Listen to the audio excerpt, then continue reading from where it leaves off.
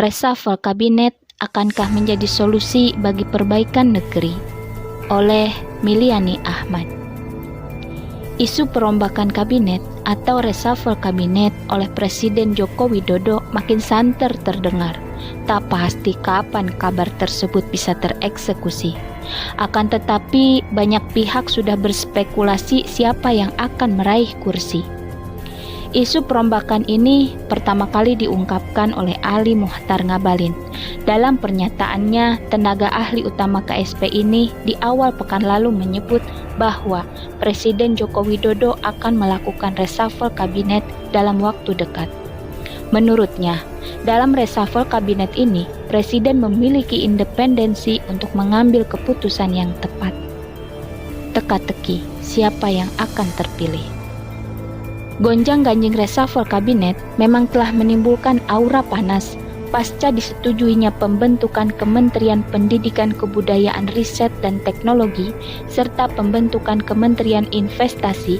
Perubahan nomenklatur ini dipastikan akan memiliki konsekuensi masuknya nama-nama baru dalam jajaran Kabinet Joko Widodo. Tak hanya itu, reshuffle kabinet ini pun diproyeksikan akan menyasar menteri-menteri yang dianggap bermasalah di lingkar istana. Jerry Sumampau, Koordinator Komite Pemilih Indonesia, menyebut imbas peleburan Kemenristek ke Kemendikbud diyakini juga akan menyasar kementerian lainnya.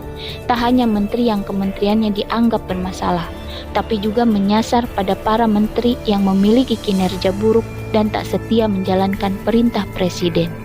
Reshuffle kabinet tak berdampak pada penyelesaian masalah bangsa. Secara vulgar, Gede Pasek Suwardika selaku Sekretaris Jenderal Partai Hati Nurani Rakyat meminta kepada Jokowi untuk lebih memerhatikan kader partainya. Menurutnya, selama ini partainya selalu mengikuti dan menuruti segala kebijakan Jokowi dan berada dalam satu frekuensi yang sama. Tak beda jauh, PAN pun bersikap serupa. Menurut Gus Pardi Gaus, PAN sudah memberikan kontribusi jika Presiden Jokowi meminta untuk bergabung dalam kabinet. Di pos manapun dan siapapun kader partainya yang ditunjuk, PAN siap untuk mendukung Jokowi. Beginilah tabiat kekuasaan yang sering diperebutkan dalam sistem demokrasi. Reshuffle kabinet kerap dipandang sebagai jalan yang mendatangkan kesempatan bagi parpol untuk berkuasa. Partai-partai seakan berlomba untuk saling merapat kepada penguasa, berupaya memasang muka dan berharap mendapat jatah. Semua akan mengaku merekalah yang paling setia. Namun pada praktiknya tak ada loyalitas abadi dalam demokrasi. Partai butuh nyawa untuk tetap bisa bertahan. Modallah yang menjadi kekuatan utamanya. Mereka akan bekerja sesuai dengan apa yang digariskan oleh partainya dan pemerintah selama memberi maslahat.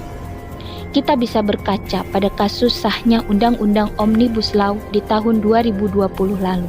Secara mayoritas, parpol-parpol dan juga para menteri memberikan dukungan lahirnya undang-undang tersebut. Meskipun teriakan penolakan masyarakat nyaring terdengar, bahkan menimbulkan banyak huru-hara, tetap saja para pejabat yang duduk di Dewan Terhormat serta kabinet tak bergeming. Parpol dan juga para menteri terlalu sibuk dengan lobi-lobi politik, kisruh politik, dan juga persiapan parpol untuk maju pada kontestasi politik di tahun 2024. Tak peduli meskipun background mereka tak mumpuni menjalankan kekuasaan. Tak peduli apakah mereka negarawan atau bukan. Terpenting mereka adalah orang-orang yang siap menjalankan semua kebijakan yang dilandasi kepentingan kapitalisme. Rakyat butuh sistem ideal untuk meriayah. Sejatinya, rakyat membutuhkan jalan perubahan yang hakiki, tak sekadar ganti formasi. Bagi demokrasi, keberadaan rakyat hanyalah penyumbang suara pada saat kontestasi politik. Iming-iming janji amat sulit terrealisasi karena dasar pemerintah bukanlah riayah, tetapi politik maslahat semata. Wajar, karena pada sistem ini terjadi simbiosis mutualisme antara parpol dengan para kapital yang sudah menjadi rahasia umum. Pada akhirnya, para kapital lah yang menjadi penyokong utama dalam mengantarkan individu dari parpol meraih singgasananya. Politik demikian hanya akan menghasilkan keculasan, saling kelikung di antara parpol, dan pastinya rakyatlah yang harus menjadi korbannya. Berbeda dengan Islam. Dalam Islam, kedudukan dalam pemerintah tak dilandaskan pada asas maslahat, akan tetapi memiliki kredibilitas, kompetensi, amanah, dan tentunya siap menjalankan kekuasaan berdasarkan syariah Islam. Apalagi dalam memilih penguasa, ada syarat-syarat tertentu yang mesti terpenuhi. Dalam kitab Ajhizatu ad-Daulah al-Khilafah disebutkan ada 7 syarat sah dalam memilih penguasa, yaitu muslim, laki-laki, baligh, berakal, adil, mampu dan merdeka.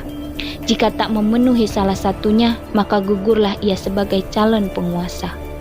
Politik yang dijalankan dalam memilih penguasa pun bukanlah politik transaksional. Dalam Islam, penguasa ada semata-mata untuk menegakkan kalimat Allah. Tak hanya tercela, menerima bantuan dari pihak-pihak yang mempunyai maksud tertentu terhadap kekuasaan merupakan sebuah bentuk pengkhianatan. Baik itu pengkhianatan terhadap jabatan, rakyat, atau yang paling mengerikan adalah berkhianat kepada Allah. Kesemuanya ini hanya akan mampu diwujudkan dalam sebuah sistem politik yang bernafaskan Islam dan memiliki visi meriayah. Akidah dan ketakwaanlah yang menjadi pondasi dalam mengelola negara.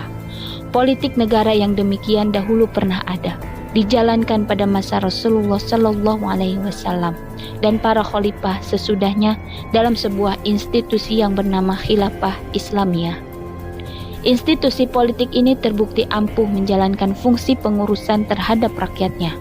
Motif penguasa memerintah disebabkan adanya keinginan untuk menjaga umat dengan syariah.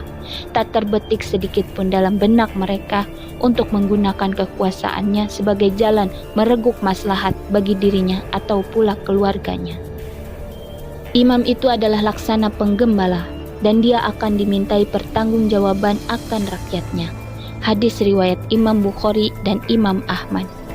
Oleh karena itu, jika rakyat menginginkan perbaikan dalam kehidupan bangsa, tentunya mengembalikan sistem kekuasaan tersebut berdasarkan aturan Allah sebagaimana yang dicontohkan oleh Kangjeng Nabi dan para khalifah sesudahnya dalam sebuah sistem yang bernama Khilafah Islamiyah. Tidakkah kita rindu hidup dalam naungannya? Wallahu a'lam bishawab.